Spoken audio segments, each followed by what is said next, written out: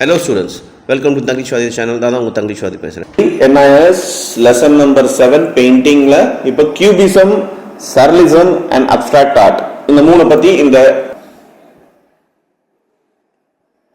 now abstract art இது ரொம்ப முக்கியமான ஆர்ட். இன்னைக்கு வரைக்கும் இந்த abstract art ரொம்ப ஃபேமஸா இருக்கு. இதுதான் ரொம்ப வித்தியாசமாவும் இருக்கும். Abstract art is a general term for non-representation art, an art form that rejects the depiction of a contemporary world in realistic way.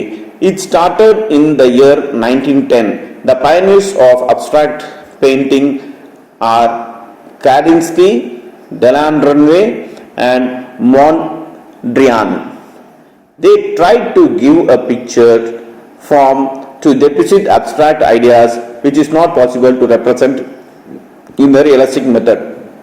So in the abstract art ங்கிறது பாத்தீங்கன்னா ஜெனரலா என்ன மாதிரி ஃபார்ம்னாக்கா இது வந்து ஒரு ரியலிஸ்டிக் வேர்ல்டுல இருந்து தள்ளி இருக்கும். இது வந்து 1910ல ஆரம்பிச்ச விஷயம்.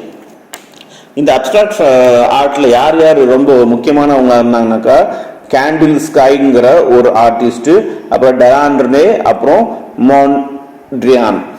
இவங்களாம் எதுக்காக என்ன ட்ரை பண்ணாங்கனாக்கா இது வந்து ஒரு ரியல் பிக்சர் மாதிரி இருக்காது, ரியல் மெத்தட் மாதிரி இருக்காது, ரியலிஸ்டிக் மெத்தட் மாதிரி இருக்காது. ஸோ ஒரு பார்க்கும் போதே அங்கே ஒரு வித்தியாசமா ஒரு இமேஜ்குள்ள இன்னொரு இமேஜ் இருக்க மாதிரி தான் இருக்கும்.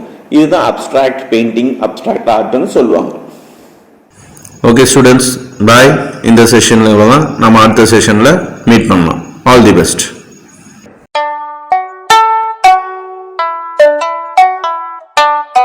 ஆன்லைன் கிளாஸுக்கு tanglishwadi@gmail.comக்கு மெயில் அனுப்பிச்சுடுங்க, உங்கள் டீட்டெயில்ஸ் அனுப்பிச்சுடுங்க.